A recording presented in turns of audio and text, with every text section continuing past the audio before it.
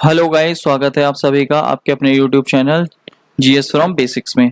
और आज हम लेके आए हैं डेली करंट अफेयर 14 जून 2022 के सभी इंपॉर्टेंट क्वेश्चंस। तो चलिए शुरू करते हैं हमारी आज की वीडियो। तो आज का हमारा पहला क्वेश्चन है, प्रतिवर्ष विश्व बाल श्रम निषेध दिवस कब मनाया जाता है? तो ये मनाया जाता है हमारा 12 जून को। तो ऑप्शन सी हमारा इसका राइट आंसर है।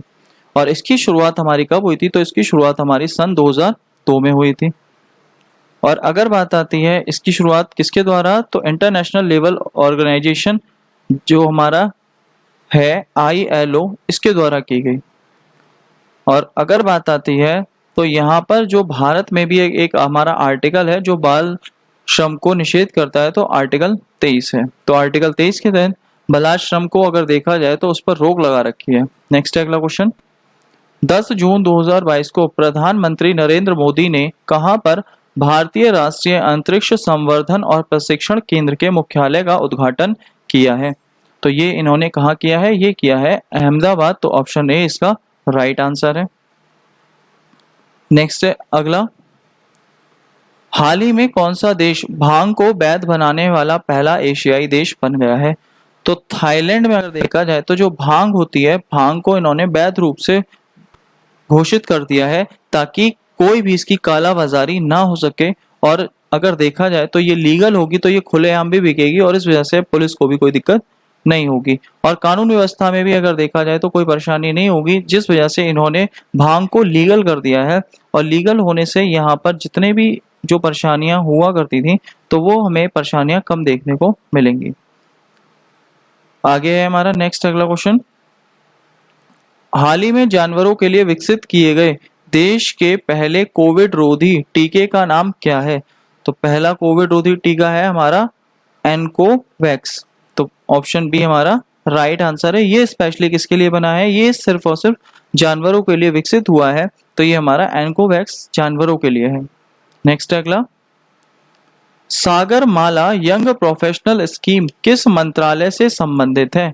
तो सागर माला, जैसे सागर की अगर बात आती है तो ऑटोमेटिकली हमारा अगर देखा जाए ऑप्शन डी बंदरगाह, जहाज रानी और जल मंत्रालय से संबंधित है। इसमें 25 युवाओं को 3 साल की ट्रेनिंग दी जाएगी और उन्हें जितना भी काम होगा तो वो सारा सिखाया जाएगा। तो इसी वजह से यहाँ पर ये हमारा सागर माला यंग प्रोफेशनल स्कीम शुरू की है बंदरगाह, जहाज रानी और जल मंत्रालय द्वारा। नेक्स्ट है, 10 जून 2022 को किस जिला प्रशासन द्वारा नन्ही परी कार्यक्रम शुरू किया गया? तो जो नन्ही परी कार्यक्रम, नन्ही परी का मतलब यहाँ ये है कि अगर कोई भी छोटा बच्चा होता है तो उसके जन्म के समय बहुत सारे कागज डॉक्यूमेंट बनवाने पड़ते हैं, जन्म प्रमाण पत्र वगैरह, डिस्चार्ज वगैरह, तो कई सारे जो भी होंगे तो वो सारे एक ही स्थान पर बन जाएं। तो उसके लिए कार्यक्रम शुरू हुआ है नन्ही परी कार्यक्रम। और ये किसने शुरू करा है? उत्तर पश्चिम दिल्ली में ये शुरू किया गया है। नेक्स्ट अगला, 11 जून 2022 को केंद्रीय वित्त मंत्री निर्मला सीतारमण ने कहां पर स्थित राष्ट्रीय शुल्क, सीमा शुल्क और GST संग्रहालय को राष्ट्र को समर्पित किया है? तो ये कहां पर किया है? ये इन्होंने किया है गोवा, पणजी में। अब पणजी में ये इन्होंने किया है और किसके लिए करा है? ये GST के लिए करा है। मतलब जो हमारा जितने भी कर वगैरह हैं उनके बारे में जो भी जानकारी वगैरह उसका एक इन्होंने म्यूजियम बनाया है। कहां पर? पणजी में बनाया है। नेक्स्ट अगला, हाल ही में किस देश की स्पेस एजेंसी ने चंद्रमा का सबसे विस्तृत नक्शा तैयार किया है? तो ये तैयार किया है चीन ने। ऑप्शन नंबर सी हमारा राइट आंसर। इससे पहले इन्होंने अपना कृत्रिम सूर्य भी बनाया था और कृत्रिम चंद्रमा भी बनाया था और अब इन्होंने चंद्रमा का नक्शा भी बनाया है। नेक्स्ट अगला, हाल ही में किसे मनरेगा नियुक्त किया गया, मनरेगा लोकपाल नियुक्त किया गया है? तो मनरेगा लोकपाल की अगर बात आती है तो किसे नियुक्त किया गया है? ये किया गया है NJ ओझा को। तो ऑप्शन नंबर बी हमारा इसका राइट आंसर है। NA ओझा मनरेगा लोकपाल नियुक्त किए गए हैं। और लोकपाल जो थे अगर देखा जाए भारत के पहले जो थे वो थे L सिंघवी यानी लक्ष्मी मित्तल, उनकी सिफारिश पर लोकपाल बनाया गया था। और लोकपाल में जो कोई भी शिकायत करता होता है किसी भी विभाग की शिकायत कर सकता है। नेक्स्ट अगला, हाल ही में संयुक्त राष्ट्र सुरक्षा परिषद के अस्थायी सदस्य के रूप में 5 देश 2023-24 के कार्यकाल के लिए चुने गए हैं। निम्नलिखित में कौन सा एक शामिल नहीं है?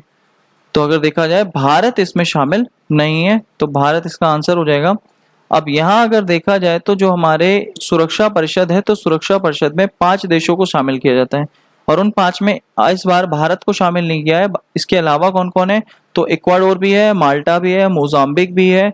और अगर बात आती है तो यहाँ पर जो मोजाम्बिक है, मोजाम्बिक को पहली बार शामिल किया गया है। अब भारत के स्थान पर जापान आ गया है और भारत के स्थान पर तो जापान आ गया और इसके अलावा एक और आ गया हमारा स्विट्जरलैंड। तो ये अगर देखा जाए तो ये हमारे 5 जो हैं ये चुने गए हैं।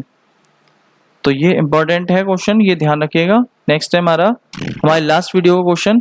हाल ही में पेगोंग झील के आसपास 4G मोबाइल कनेक्टिविटी प्रदान करने वाला पहला ऑपरेटर जियो था।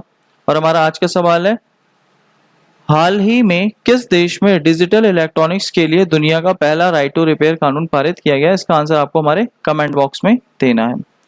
तो अगर आज की वीडियो अच्छी लगी हो तो प्लीज़ गाइज वीडियो को लाइक करें, शेयर करें, कमेंट करें और चैनल को सब्सक्राइब करें। Thank you guys.